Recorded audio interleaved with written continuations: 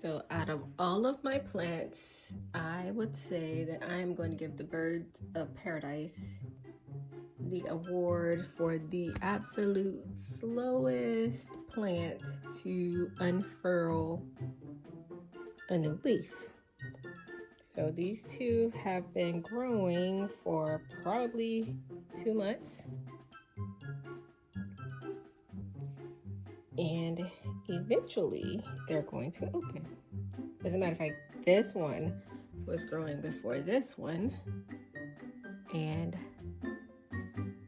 this one is now taller. So I'm anticipating maybe this week that they're finally going to open.